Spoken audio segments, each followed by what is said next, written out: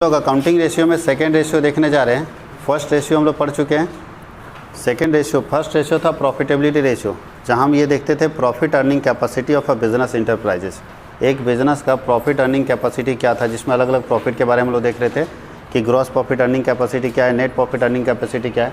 आज हम लोग पढ़ेंगे एक्टिविटी रेशियो। इसको टर्नओवर रेशियो भी बोलते हैं, इसका नाम टर्नओवर रेशियो भी है। इसको परफॉर्मेंस रेशियो के नाम से भी जाना जाता है, लेकिन हम लोग टर्नओवर रेशियो ज़्यादा जानते हैं।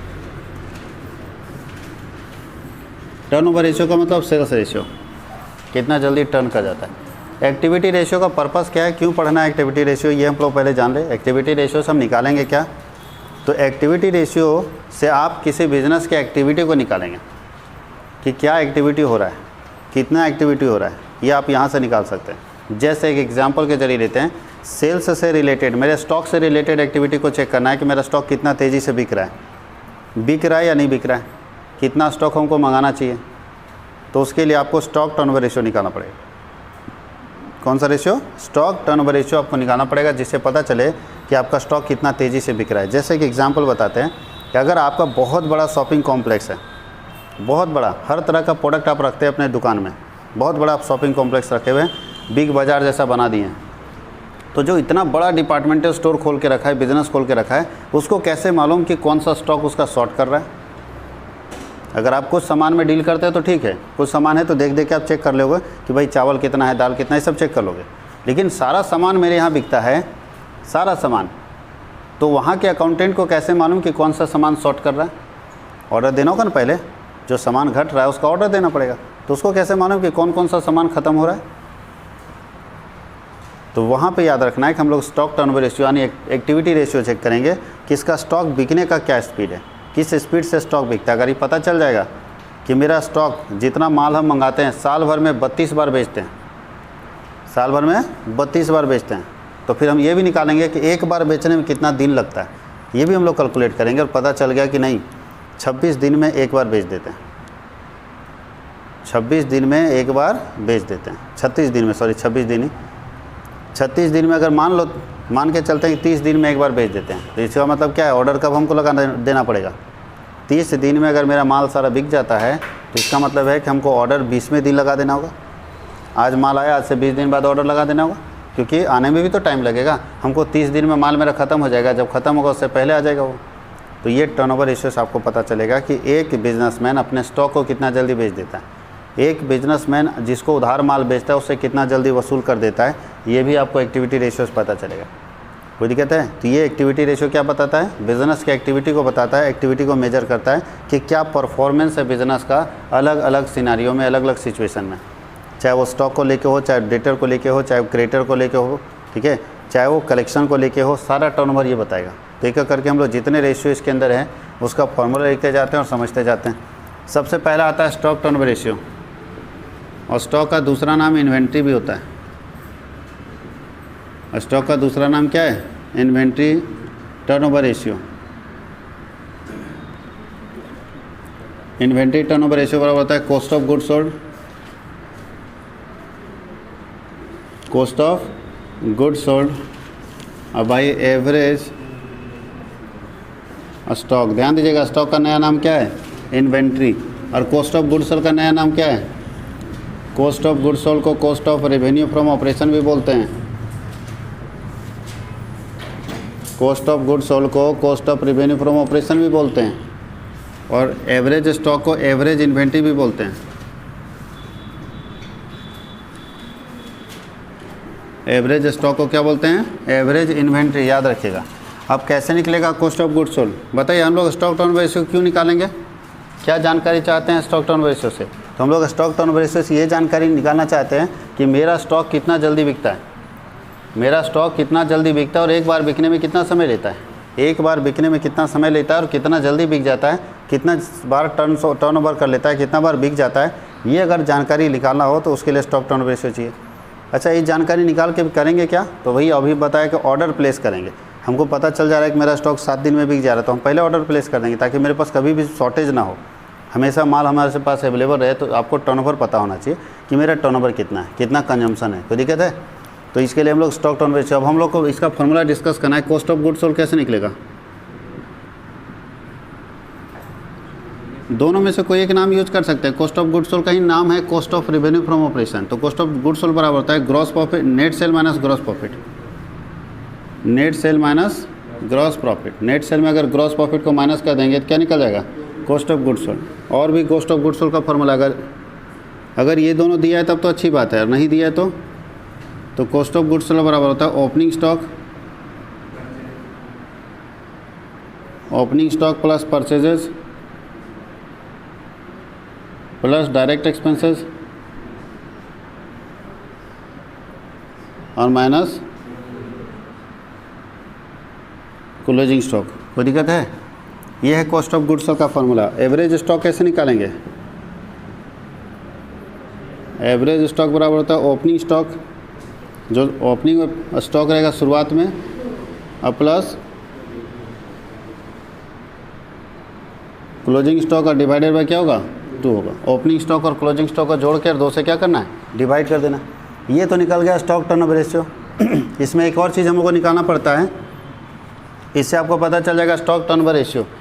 लेकिन अगर हम ये पूछे, मान लो निकल गया स्टॉक टर्नओवर रेशियो 10 टाइम्स, 10 गुना, इसका मतलब क्या है? इसका मतलब है कि मेरा स्टॉक साल भर में 10 बार बिक जाता है। इसका मतलब है मेरा स्टॉक साल भर में 10 बार बिक जाता है। तो हम ये जानना चाहते हैं कि एक बार बिकने में कितना समय लगता है, एक बार बिकने में कितना समय लगता है। इसके लिए निकालते हैं average age of inventory, average age of inventory. Stock का एवरेज एज क्या है, उम्र कितना है, कितने दिन में हलाल हो जाना है, क्या एक मुर्गी का उम्र कितना होगा एवरेज। तो कैसे निकालेंगे एवरेज एज ऑफ इन्वेंट्री? तो ध्यान दीजिएगा, STR का फुल फॉर्म क्या हुआ, स्टॉक टर्नओवर रेशियो। जो इसका आंसर आएगा उसमें डिवाइड कर देंगे, ठीक है, 365 डिवाइडेड बाई STR। अगर दिन में निकालना है तो, मंथ में निकालना है तो 12, और सप्ताह में निकालना है तो 52। मालूम है ना चाहिए। ये D for days, M for month और W फॉर वीक। जिसमें आपको निकालना है उसमें, वैसे दिन में ही निकाला जाता है तो 365 बाई STR कर देंगे। कोई दिक्कत है? इसका एक और फॉर्मूला है, अगर आपको डायरेक्ट पूछ दिया तो एवरेज एज ऑफ इन्वेंट्री बराबर क्या होगा, बोलता है एवरेज स्टॉक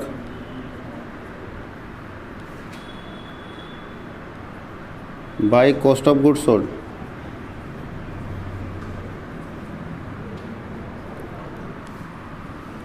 इंटू क्या होगा 365। इससे भी आप निकाल सकते हैं, इससे भी डायरेक्ट निकाल सकते हैं। अगर आपके क्वेश्चन में केवल एवरेज एज ऑफ इन्वेंट्री पूछ दिया तो डायरेक्ट ये निकाल दो। कैसे बना ये ध्यान दीजिए, यहाँ STR का फॉर्मूला डाल दोगे तो STR क्या होता है, cost of goods sold by average stock होता है। और फिर एवरेज स्टॉक क्या हो, पलट जाएगा ना, तो ही ना आएगा। तो ये दोनों फार्मूला एक ही हुआ। अब इसमें कौन सा दिक्कत है आपको, opening stock, purchase, direct expenses, closing stock में कोई दिक्कत है? डायरेक्ट एक्सपेंसेज में कौन कौन एक्सपेंसेज आएगा, वेजेज आएगा, सैलरी, एडमिनिस्ट्रेशन नहीं है। डायरेक्ट एक्सपेंसेज में वेजेज आता है, ठीक है, कैरेज आता है, कैरेज इनवर्ड आता है, फ्राइट आता है, ऑक्ट्री आता है। जो ट्रेडिंग का पोर्शन था ना, जो आइटम ट्रेडिंग अकाउंट में आता था वो सब किसका पार्ट हो जाएगा, डायरेक्ट एक्सपेंसेस का पार्ट होगा, ठीक है। जो ट्रेडिंग में, अगर आप ट्रेडिंग पढ़े तो याद कीजिए, और नहीं पढ़ें तो बुक में भी आप देख सकते हैं। ट्रेडिंग के अंदर जो आइटम आते हैं, चाहे वो वेजेज आता है, चाहे वो कैरेज आता है, चाहे वो कैरेज इनवर्ड आता है, सब किसका पार्ट हो जाएगा, डायरेक्ट एक्सपेंसेस का। कोई दिक्कत है? और डायरेक्ट एक्सपेंसेस परेशान करेगा, बाकी तो सब आपके पास अवेलेबल रहेगा। ये पहला रेशियो हम लोग पढ़ लिए, स्टॉक टर्नओवर रेशियो। कोई दिक्कत है? ये फर्स्ट रेशियो है। सेकंड यहाँ जो लिखा हुआ है ना, ये इसको सेकंड ना लिखे, इसको ऐसे इंडिकेशन दे दीजिए, इसी का पार्ट है ये इसी का पार्ट है। दूसरा एक और रेशियो हम लोगों को पढ़ना है, नंबर 2। पहले इसको लिख लीजिए, फिर हम लोग उसका डिटेल देखते हैं। सारा रेशियो का फॉर्मूला एक साथ लिख देते हैं, उसके बाद हम लोग इसका न्यूमेरिकल बनाएंगे, क्योंकि न्यूमेरिकल में मिक्स करके क्वेश्चन देगा आपको, ठीक है। तो इसको लिख लीजिए। अब हम लोग इसका दूसरा रेशियो देखने जा रहे हैं, कहलाता है data turnover ratio.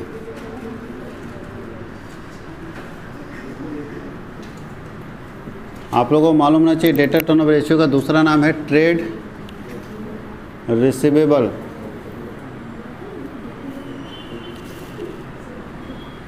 Turnover ratio. Hindi में इसको हम लोग बोलते हैं देनदार आवर्त अनुपात। डेटा टर्नओवर रेशियो निकालने का पर्पस क्या होता है?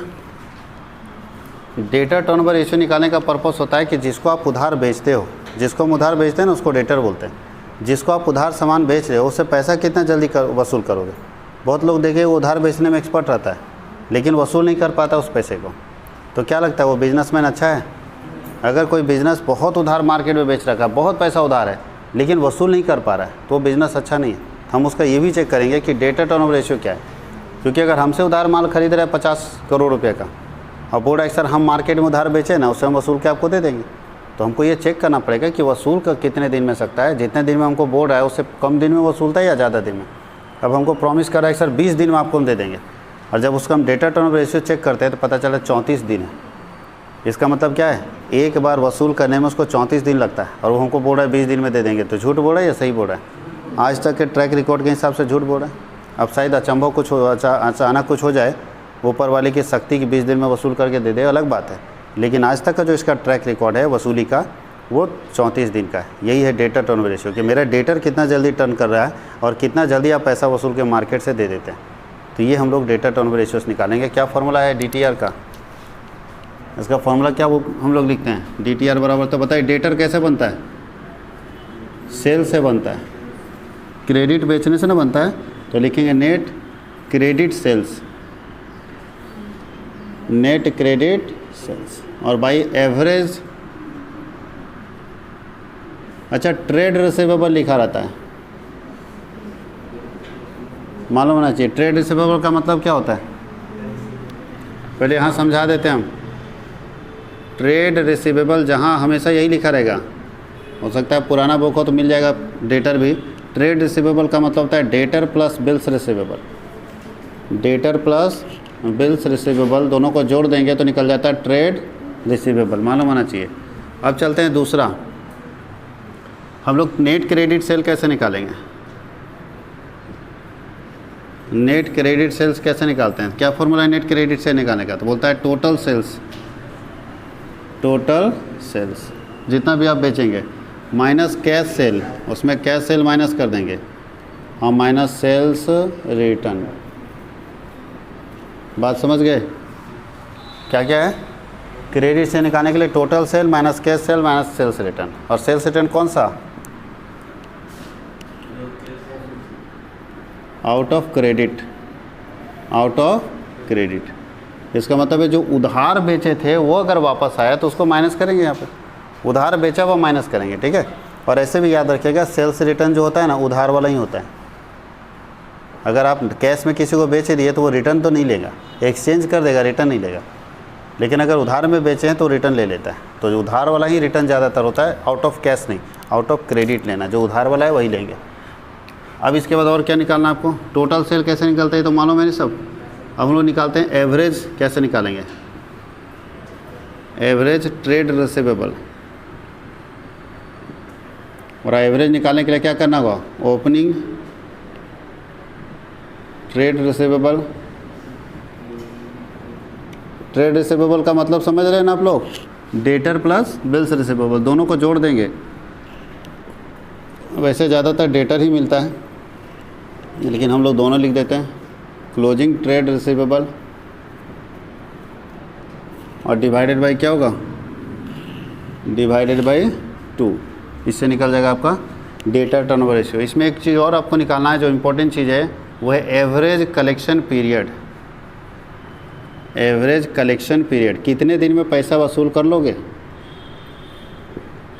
औसत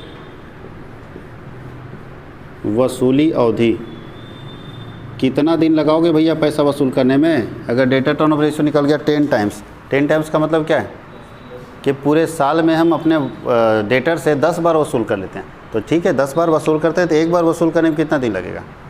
तो कैसे निकालेंगे? तो एवरेज कलेक्शन पीरियड निकालने के लिए क्या करना होता है, अभी आपको बताएं कि अगर दिन में निकालना तो 365, महीने में निकालना तो 12 और सप्ताह में निकालना तो 52 बटा, इसको क्या बोलते हैं शॉर्ट में? DTR याद रखना, डेटर टर्नओवर रेशियो। उसे डिवाइड कर देंगे। अगर ये भी नहीं समझ में आ रहा तो एक और फॉर्मूला बताए थे ना, और में क्या लिख सकते हैं बताइए? अभी बताए थे,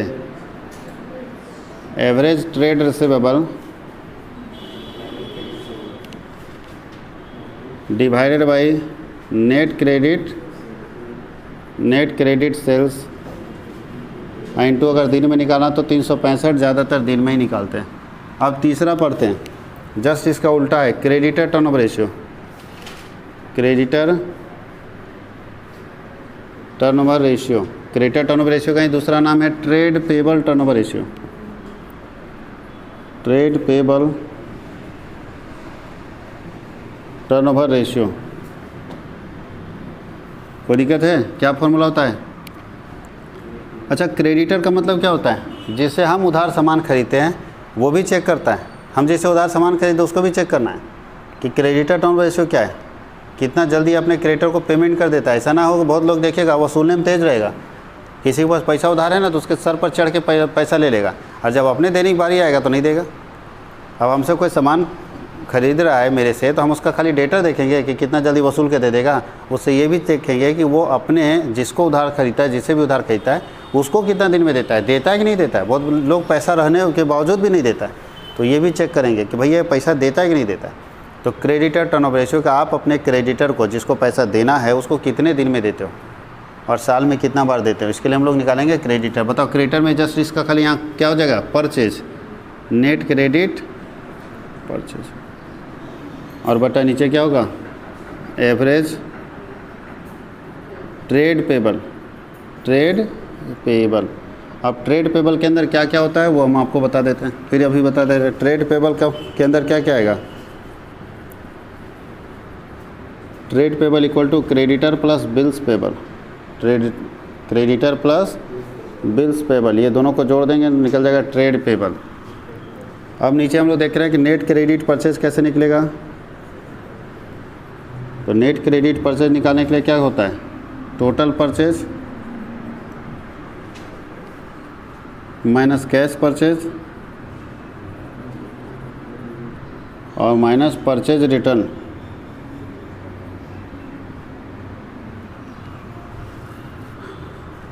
क्लियर? और उसके अलावा हम लोग को निकालना है average trade payable. Average trade payable बराबर क्या होता है, ओपनिंग ट्रेड पेबल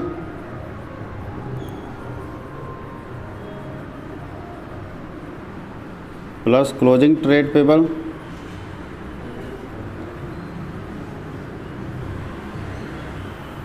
और डिवाइडेड बाय क्या होगा, 2।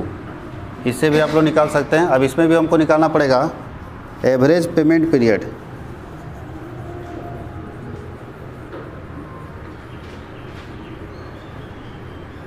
एवरेज पेमेंट पीरियड कैसे आएगा? तो एवरेज पेमेंट पीरियड बड़ा होता है 365 या 12 या 52 अब बटा CTR। CTR का मतलब क्या होता है, creditor turnover ratio. Creditor turnover ratio को CTR बोलते हैं, याद रखना, CTR क्रेडिटर टर्नओवर रेशियो।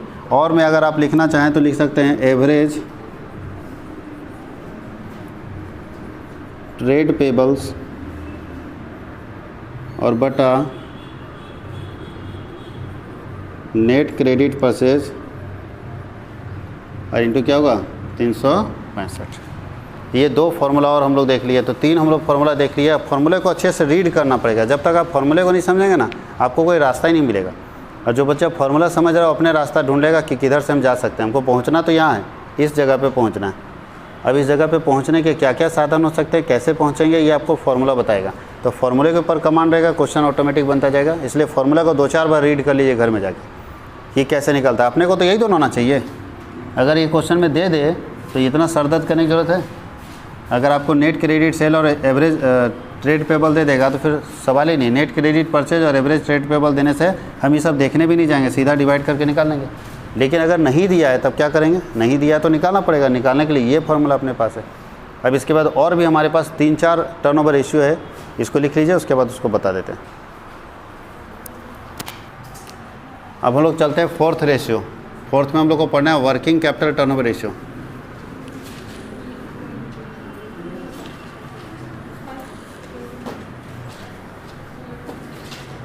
इसका फॉर्मूला बनता है कॉस्ट ऑफ गुड्स सोल्ड। अगर कॉस्ट ऑफ गुड्स सोल्ड नहीं दिया तो आप नेट सेल से भी काम चला सकते हैं।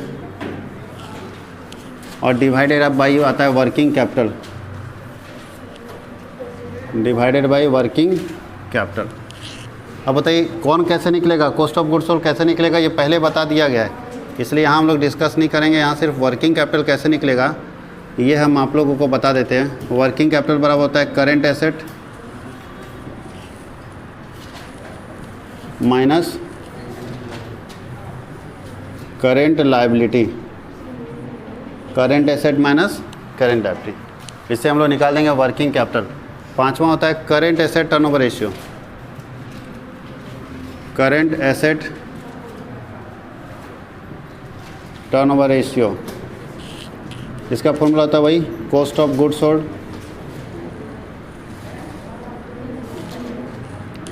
या इसी को नेट सेल्स बोलते हैं। अब बाई करेंट एसेट, तो कॉस्ट ऑफ गुड्स सोल्ड कैसे निकलेगा ये हम आपको नहीं बताएंगे, पहले बता चुके हैं। तो करेंट एसेट में क्या क्या आता है वो बता देते हैं। करेंट एसेट के अंदर आता है cash, bank, debtor, prepaid expenses, stock,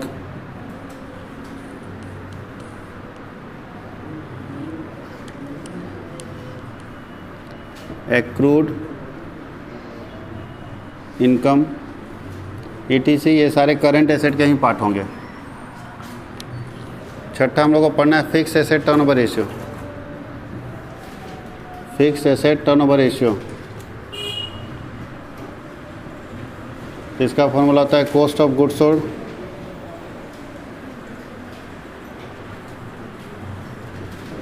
या नेट सेल्स और बट्टा क्या होगा फिक्स एसेट। अब कॉस्ट ऑफ गुड्स सोल्ड तो बताएंगे नहीं, फिक्स एसेट में क्या क्या शामिल होता है वो बता देते हैं। तो फिक्स एसेट बराबर होता है tangible asset plus intangible asset. Tangible asset में लैंड, बिल्डिंग, मशीनरी, फर्नीचर आएगा और इनटेंजिबल में गुडविल, पेटेंट्स, ये सब आएगा। जितने भी एसेट्स टेंजिबल और इनटेंजिबल है दोनों जोड़ देंगे तो निकल जाएगा फिक्स एसेट। तो ये आपके पास टर्नओवर रेशियो है, ठीक है। वर्किंग कैपिटल हो गया, करंट एसेट हो गया, फिक्स एसेट हो गया, इतने सारे रेशियो टर्नओवर के अंदर पढ़ने हैं। टोटल रेशियो हम लोग को कितना पढ़ना है 6। टर्नओवर के अंदर हम लोग को 6 रेशियो पढ़ना है। क्वेश्चन नंबर 1 बनाते हैं, देखिए इसका क्वेश्चन नंबर 1 क्या बोलता है। 24 नंबर क्वेश्चन हम लोग बना रहे हैं। Question number 24 inventory turnover ratio निकालना है क्वेश्चन नंबर 24 में। तो एक बना के दिखा देते हैं इन्वेंट्री टर्नओवर रेशियो कैसे निकालेंगे। क्वेश्चन नंबर 24 तो देखिए 2 साल का दिया है, 15-16 और 16-17 का। बोलता है from the following information calculate inventory turnover ratio. दोनों साल का अलग अलग निकालना पड़ेगा, 15-16 का अलग और 16-17 का अलग। आपके पास क्या क्या इन्फॉर्मेशन दिया है वो देखिए। ओपनिंग स्टॉक है, परचेज है, सेल्स है, क्लोजिंग स्टॉक है। ओपनिंग स्टॉक, परचेज, सेल्स और क्लोजिंग स्टॉक दिया हुआ है। आपको क्या क्या चाहिए बताइए। तो सबसे पहले निकालेंगे इन्वेंट्री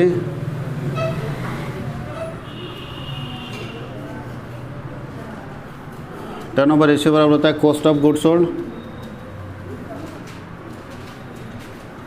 और बटा average inventory. Average inventory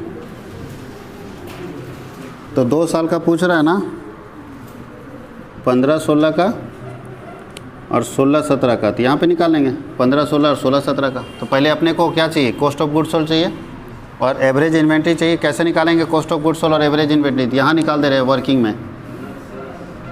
cost of goods sold कैसे निकलेगा, कॉस्ट ऑफ गुड्स सोल्ड बराबर होता है opening stock plus purchases plus direct expenses और माइनस क्लोजिंग स्टॉक।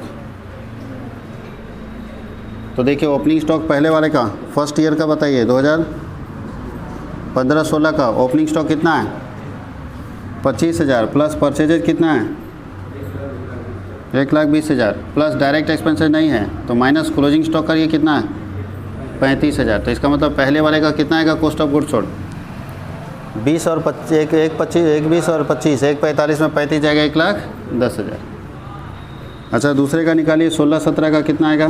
तो ओपनिंग स्टॉक 16-17 का 35,000 प्लस परचेजेज 1,80,000 और डायरेक्ट एक्सपेंसेस नहीं, क्लोजिंग स्टॉक है 25,000। तो माइनस करके निकालिए कितना आता है 1,90,000।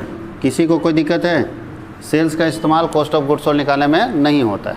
अब आपको क्या चाहिए, कॉस्ट ऑफ गुड्स सोल्ड निकल गया, अब क्या चाहिए, एवरेज इन्वेंट्री चाहिए। तो एवरेज इन्वेंट्री का फॉर्मूला क्या बनता है, एवरेज इन्वेंट्री बराबर क्या होगा, opening inventory plus closing inventory और डिवाइडेड बाय क्या होगा 2।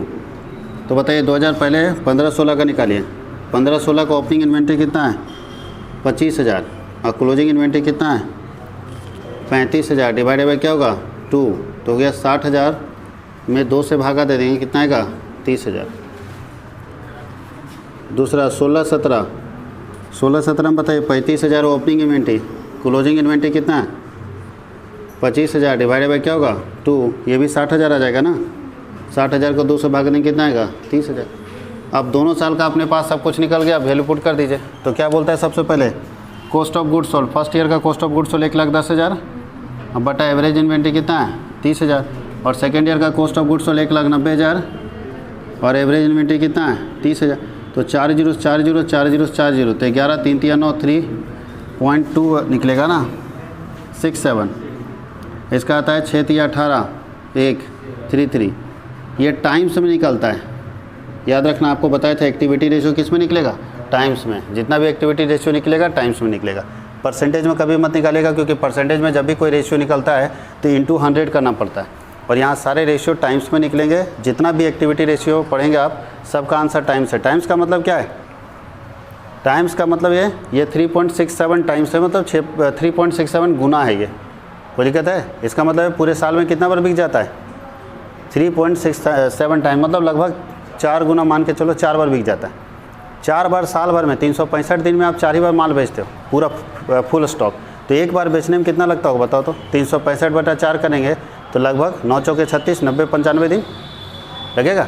90 से 95 दिन लगता है एक बार स्टॉक बेचने, मतलब एक बार ट्रक आया भर के तो 3 महीना निश्चिंत रहिए, 3 महीना माल बेचेंगे, फिर दूसरा ट्रक आएगा फिर 3 महीना। यही ना बता रहा है आपका, ये बता रहा है कि आपको एक बार अगर माल मंगाइएगा तो 3 महीना आपको माल मंगाने की जरूरत नहीं पड़ेगा, क्योंकि आप बेचते बहुत स्लो है, आपका बिक्री बहुत स्लो है। बात समझ गए। और किसी का अगर ये ज़्यादा हो जाए तो इसका मतलब उसका तेज़ी से सेल हो रहा है। बात समझ गए। तो ये आपको बता दिया कि आपका सेल स्लो है, आपको अपने सेल को इंक्रीज़ करने के ऊपर ध्यान देना है। ये टाइम्स बता दिया आपको। ये पूरे साल में कितना बार बेच देता है 6 बार बेचता है, तो इसका मतलब इसका 60 दिन लगभग लगेगा। 6 6 36 अगर कर दे तो लगभग 60 दिन में माल बेच देता है, मतलब इससे 1 महीना कम में बेच देता है, 2 महीना में बेच देता है। तो ये आपको टर्नओवर बताता है, इंडिकेट करता है कि आपके बिज़नेस का परफॉर्मेंस कैसा है। इसको लिखिए, फिर हम लोग आगे का क्वेश्चन देखेंगे।